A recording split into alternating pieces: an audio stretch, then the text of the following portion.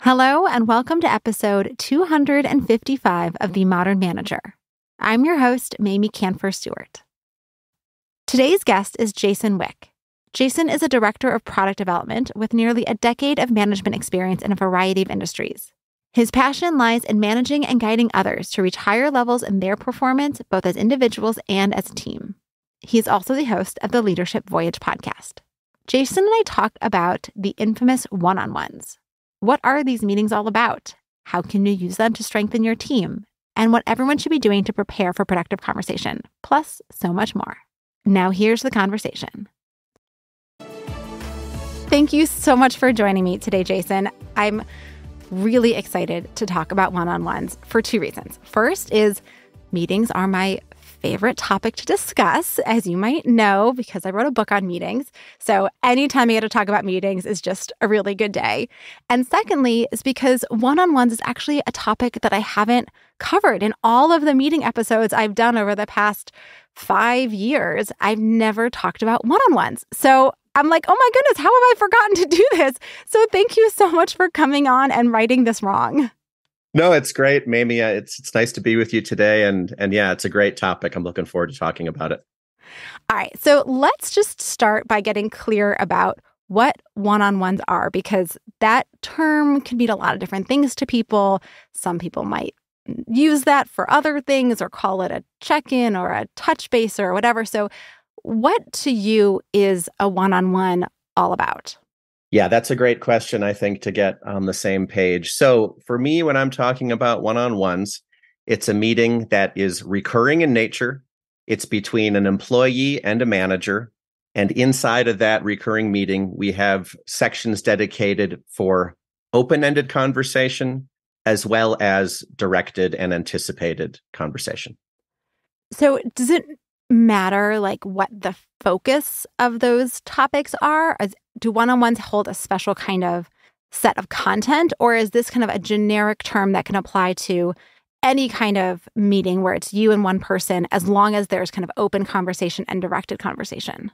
I think it's specifically catered towards the employee and the manager, in which we are focused on the employee.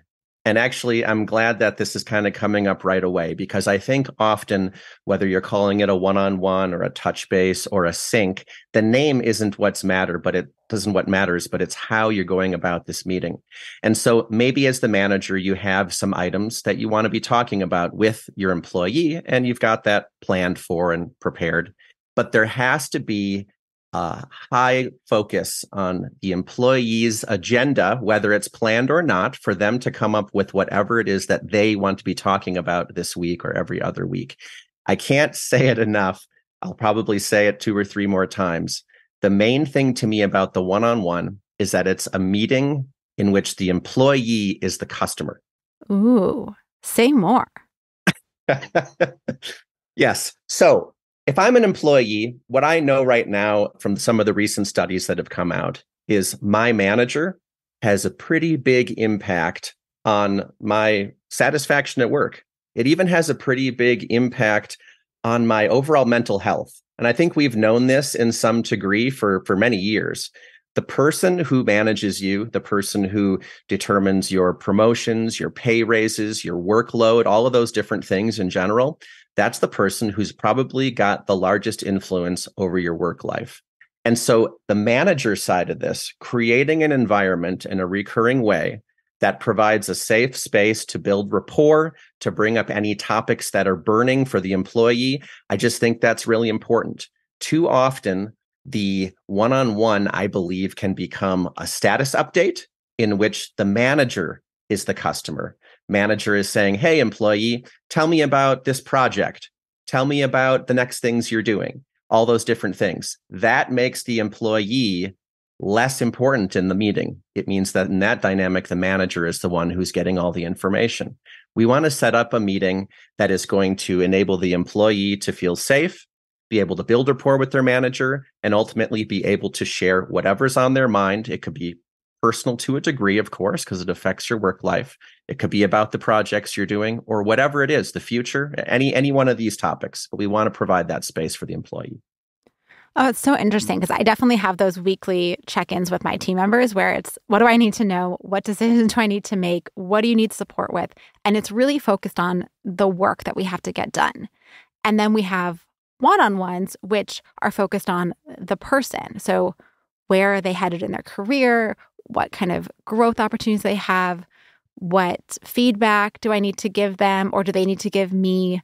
And it's a totally different kind of conversation when you're putting that person, your team member, at the center. And I love that idea of making them the customer so that you're really there to serve what's best for them and not what your needs are or what your project's needs are.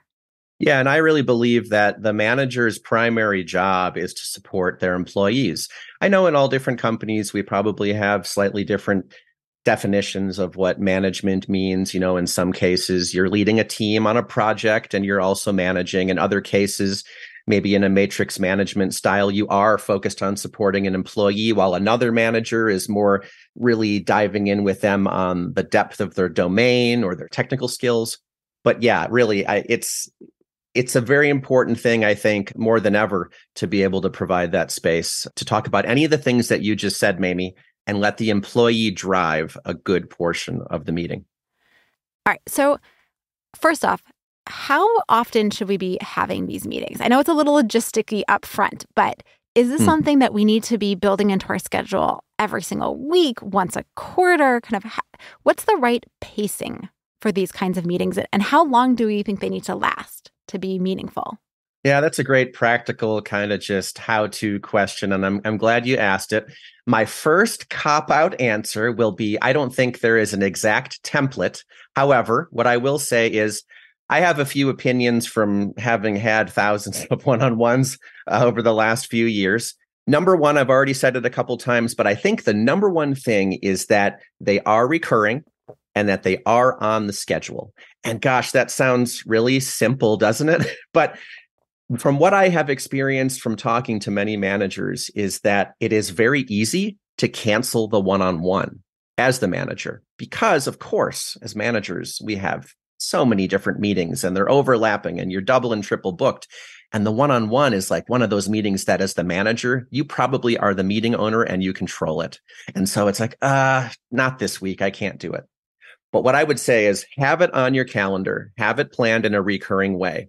Depending on like what the relationship is with your employee. Is it a brand new employee? Are you in the onboarding phase?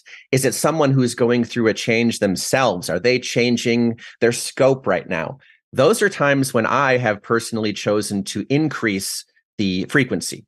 So in general, my personal approach, and one that I think is a decent amount from people I've spoken to, is if you meet most of your employees for about 45 minutes every other week, that probably is enough. I would personally like to do a little more, but I have a lot of employees, and so that's kind of the balance I find. Those who I meet with weekly, we normally keep it about 30 minutes, right? So you're having a more frequent touch point, but there's a little less content, and it's happening every week. Andy Grove, our well-known management guru of the past, right? He suggested, I don't know if there's any quantitative data behind this, but he had suggested if you spend 90 minutes with an employee, that can affect their work in a positive way for up to 2 weeks. So maybe that model says 90 minutes every 2 weeks. I don't know. What I would encourage anyone to do is have a plan, stick to it, make sure you're having the meeting, and then revisit the frequency as you see fit, reflect on how it's going. And a key piece of that feedback would be asking the employee how they think it's going. Are we meeting enough? Are we meeting long enough? Things like that. Yeah. And especially if you're not already having these kinds of meetings. I know for my team, we meet once a month and that feels like the right sense. And so if you're like, oh my gosh, how am I going to get 45 minutes on my calendar every other week or even more? Like start with once a month and increase as you're seeing the value, as opposed to trying to jam a whole bunch in and then having to cancel. And speaking of canceling, right, this is one of the things that I think is so important to see from the other person's perspective. And you talk about this in your writings of when we cancel, what we're signaling to our team member is you're not as important as something else. And that is the wrong message you want to send to our team. Like our team are the most important people and the most important things that we have to do as a manager. They're the most important responsibility we have. And if we are constantly canceling, I had a client who was dealing with this where her manager was canceling And she just felt so demoralized. So don't overschedule yourself if you're going to have to cancel them. Better to have fewer meetings, but that you stick to them than more and having to cancel. I think that's a great point. And I really want to follow up on that a little bit, because you brought up a great case here of if someone out there is either a newer manager or a manager who doesn't hold one-on-ones today, that's fine. I think it's a great point. Give it a start slowly, introduce the topic. The canceling thing, I would say, is probably the single most important thing about one-on-ones, is to avoid canceling them, as you brought up. And it's one of these things that it seems so simple and kind of ridiculous to even say out loud. But we have to recognize as a manager the inherent power imbalance, right? We're the one who's assessing their performance. We're the one who's managing them, making all these decisions about their growth and career in our companies, likely. And unfortunately, that just means that the metaphorical scales are imbalanced. And I think we have to keep that perspective in mind.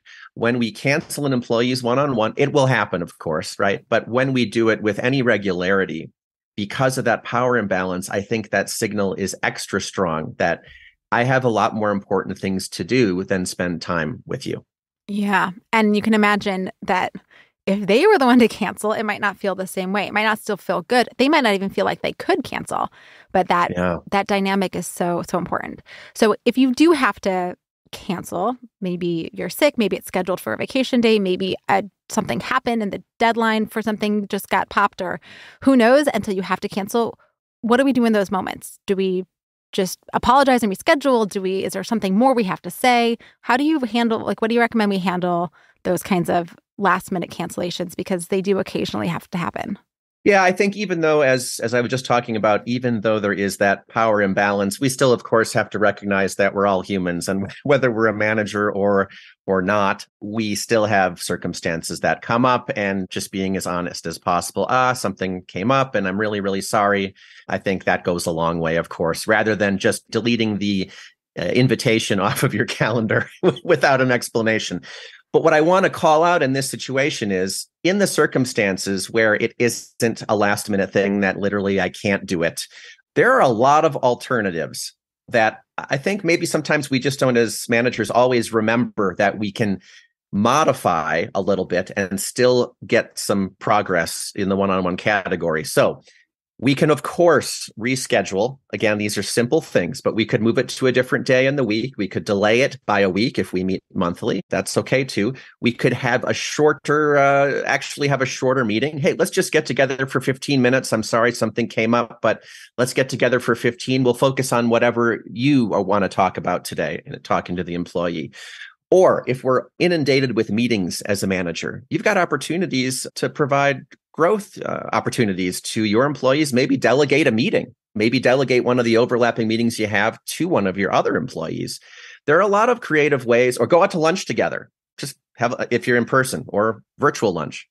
There are other creative ways that aren't so binary. They aren't so black and white in my mind, that can still send the right signal, even if we have to compromise a little bit. I love that, to consider these alternatives.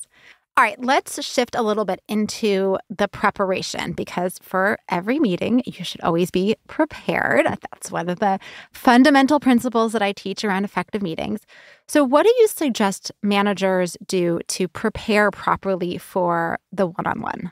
Yeah, let's focus on, just to keep it simple, if you're okay with it, maybe, let's focus on this idea maybe of someone who is starting one-on-one from the ground up, because then we can start from a clean slate. I would recommend a few things. So first of all, tell your employees that you're going to be starting one-on-ones, because otherwise they might just see this thing come up on their calendar and they might not have any idea what it is, or they might be unnerved by this if it's not named very nicely, or however you go about that. So be transparent. Hey, we're going to start some one-on-ones, and the purpose of doing this is X, Y, and Z. From there, I would suggest spinning up some kind of shared document or something. And again, you can all do whatever you like. I have my own methods, but spin something up that you and the employee can in fact collaborate or contribute to. Maybe that's a better way to say, so that when we're thinking of topics between meetings, we can go ahead and have an agenda in the document. There's a model out there for one-on-ones, which I personally haven't used, but I do like the concept. It's the 10-10-10 model. And you've got 10 minutes for employee agenda, 10 minutes for manager agenda, and then 10 minutes for just open-ended conversation. Those numbers might be kind of small windows of opportunity depending on how much you have to talk about, but I think that's a great idea to get started. Now, on the manager end, I think it's all about expectations. So we tell our employee, again, this is the purpose of the meeting, but here's this shared document. While you're thinking over the next couple of weeks or in the month about topics you want to talk about in our one-on-one, please add them to the document, kind of set that expectation and tell them that you will do the same. What you're doing there is you're setting yourselves up to have a successful conversation about a few planned topics, and that's a good thing. And we have to watch that ratio. We want to make sure we're focused on employee agenda items, of course, but having something there that we can prepare in advance of the meeting, I think, is an important way to go. As the manager, then, I like to think of this as a cycle. So we have a medium by which we put our agenda. We have room for open-ended conversation.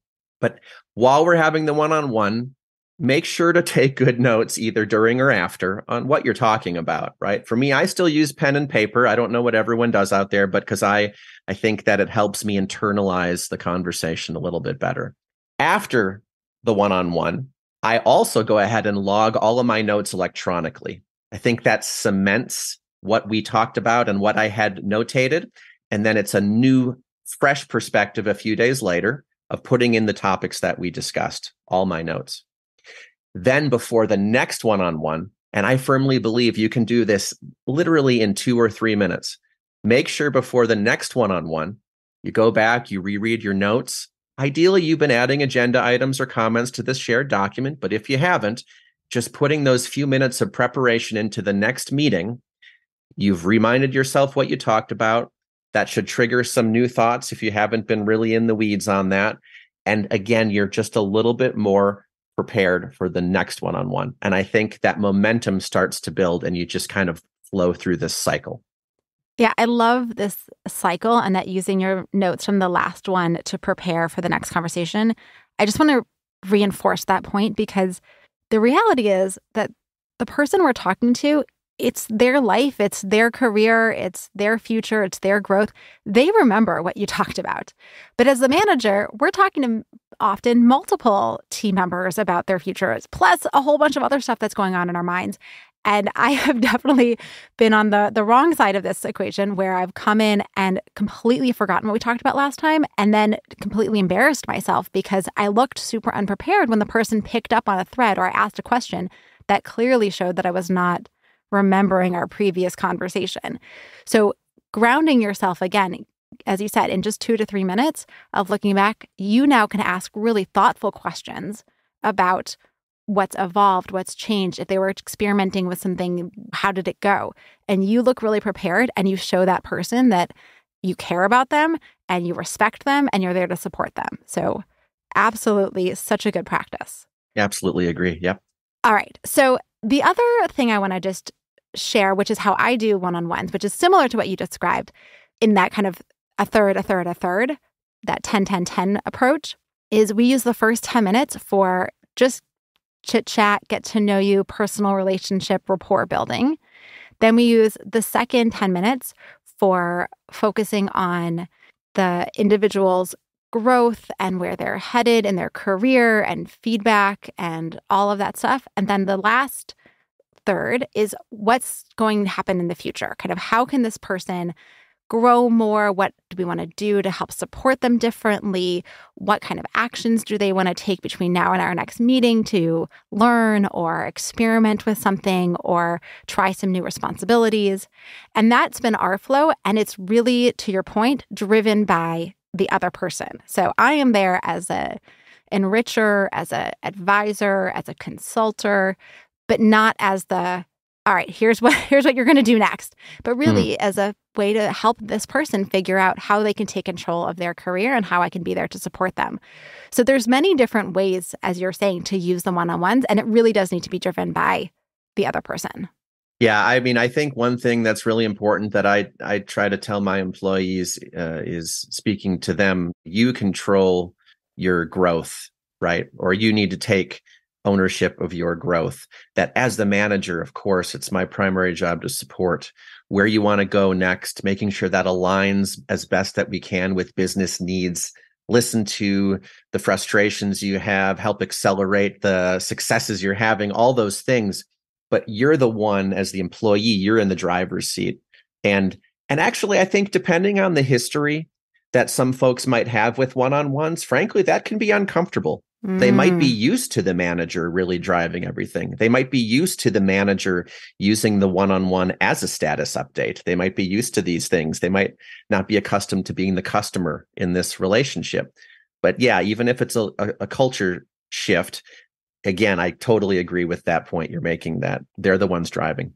So what do they need to do to prepare? Kind of how do we communicate to them that they need to be prepared for this conversation too, because we're not driving it? And what do you suggest that individuals do to get themselves ready for this conversation? Yeah, I think on the most base level, it's something we already said before, which is communicate the logistical expectations, which is, hey, if we're going to try this document, a shared document where we have the agenda, if as an example, I do expect you to put down some items that you'd like to talk through. But I think what we can do to help as a manager is provide different lenses through which we can help an employee look. And that's touching on a lot of the things that you've just mentioned as far as the model that you're using for one-on-ones. So what we can do is we can set them up or tee them up with a variety of different ways to think. So, for example, we could say, for next time, why don't you think about where you see yourself in a year, right? Re-interviewing. It can be a catalyst or spark. Or it can say, hey, for next time, since we talked about whatever particular topic today, for next time, I'd like to encourage you to think about where you're seeing the biggest struggles in our team, or whatever it might be. So I do think in a way, there's the manager's opportunity to, I hate to say, be behind the curtain a little bit, but I think asking questions is probably the most valuable skill here by the manager, and making those open-ended requests maybe can inspire the employee to put some of that thought aside. I think with some employees, this will never be a problem. We all have some of those employees who have so many things, it's endless. And I don't say that negatively. It's just, for some folks, it's very natural to be able to come to the discussion with all kinds of things that they want to talk about. And for others, they're either a little more reserved, or maybe they're less comfortable, or maybe they don't like to talk about themselves very much, or maybe they're just not accustomed to this dynamic. And that's where I think the manager really can be helpful in saying, I want to encourage you to think about this question, encourage you to look into the future, encourage you to find opportunities in our work environment that we can talk about next time. So it isn't always, I think, as simple as here's a clean slate, the employee will come and it'll all be done. I think there's a little legwork to be done on the side of the manager sometimes to kind of inspire that. Yeah. And I think, as to your point, it's really helpful to give people either domains of topics or starter questions so that they feel comfortable and confident bringing topics up. Because if you're on the other side of the table, the last thing you want to do is raise an issue with your manager that they are not expecting or that they're feeling is off the table. And so you don't want your team members to be holding back because they're not sure if this is the right space to bring something up. So giving them those starter questions are kind of laying out, hey, this is one of those spaces where anything goes. We can talk about your future. We can talk about what's working or not working in your role. You can give me feedback, all of those different things. It's all welcome here. This is your time to raise whatever it is. Can just put people at ease, right? As to your point, like you're not putting them, they might still feel a little awkward, but it's not going to be as awkward as my manager told me I have 30 minutes and I don't know what to say. No, exactly. And I love that you're saying it this way. I think first, the one-on-one, in my mind, it's the foundation of the manager-employee relationship. And so you're right, you are building that rapport and ideally over time, building the social capital that some of these things become a little more natural and easier. But at the same time, kind of in one of where you were just going with, this is also a place for feedback for the manager. I've had dynamics with a few employees over time where it's like, I see you need that push into the discomfort. And so I might say, you know what, next time we meet, I would love for you to come back to me and tell me the one thing I do that annoys you the most, right? Something super uncomfortable once we have that rapport, but we're stretching the boundaries. We're building that relationship. We're finding transparency and honesty in a place just by inviting that question, which I'm not going to lie, I don't love hearing the answer to that question. But by putting myself out there, I hope it also encourages them to listen. My boss asked me to come next time and tell them, what am I doing that's frustrating to them? Let's go for it, right? Let's push the boundaries a little bit. Yes. My favorite question along those lines is, what's one thing I could do differently that would dramatically improve your experience of working with me? Ooh, that's a good question. And I feel like, to your point, just even asking for feedback as managers is so powerful, because so many folks just feel like they can't give feedback to your boss unless it's been asked for. And even then, it's still scary and hard. But if your boss hasn't asked you, then you definitely can't say anything. So just creating the opportunity can make someone feel, at the very least, like you're willing to listen if they do have something that they want to say. Yeah, I love it. Even though we're getting so many organizations that are trying to flatten out hierarchies and try to make those dynamics more approachable, the roots of the relationship and of manager-employee and the hierarchy have a pretty strong hold, I think, on that. And you're right. Inviting the feedback is in some cases perhaps the only way it'll come. Yeah. All right. Well, we are nearing the end of our time here. So, Jason, can you tell me about a great manager that you worked for and what made this person such a fantastic boss? Yes, I'd love to. I had a manager, and I think he was my manager 2 or 3 times, actually. His name is Fred Flowerday. And he was the general manager of the company that I was with. Well, I'm still with, but he was my manager at that time. And we were going through lots of changes, through lots of different times. And what I always loved and appreciated about Fred's management style was, whether he did have the time or didn't have the time for me, he always made me feel like he did have the time for me. And we kind of had a joke that at 4:30 p.m. on Friday was when I would end up in his office. But he always made the time. He always helped me understand why we were doing what we were doing. He always listened to me. And these just, again, sound like basic human things. But I mean, I will never forget the way that Fred made me feel when he was my manager. And I really appreciate that. It's inspired me in many ways in managing. Oh, so beautiful. And where can people learn more about you, keep up with your work, all that good stuff?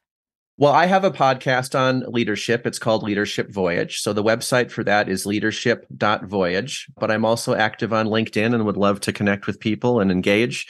You can just look up Jason Wick on LinkedIn and you'll find me. Awesome. Well, thank you again so much for joining me today, for talking through one-on-ones. I have definitely got some new ideas of things I want to experiment with my one-on-ones. So even if you've been doing these for a long time, listeners, you can always find new ways to improve. So thank you again so much, Jason. It's been my pleasure, Mamie. Thank you. Jason is offering a simple yet effective one-pager with 8 do's and don'ts for one-on-ones. This cheat sheet gives you the know-how to avoid ruining or quickly restoring your one-on-one meetings. I am also throwing in a list of over 15 questions that I use with my team to help folks prepare for their next one-on-one.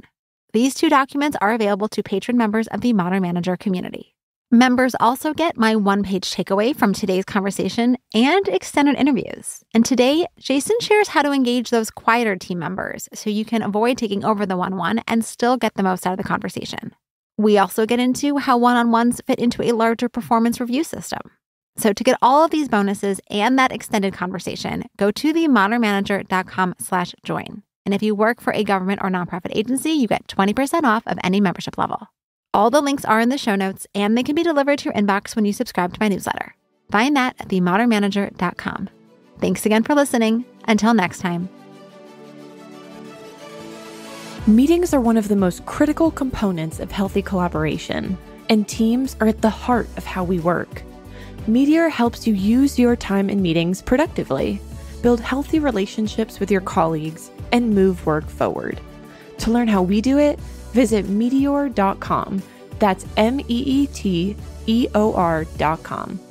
You've been listening to The Modern Manager. You're already becoming a rockstar boss of a thriving team, I can tell. To ensure you never miss an episode, subscribe to the show in your favorite podcast player and join the mailing list at mamieks.com/podcast. That's MAMIEKS.com/podcast to get show notes and other special content delivered directly to your inbox. Thank you so much for listening. Until next time.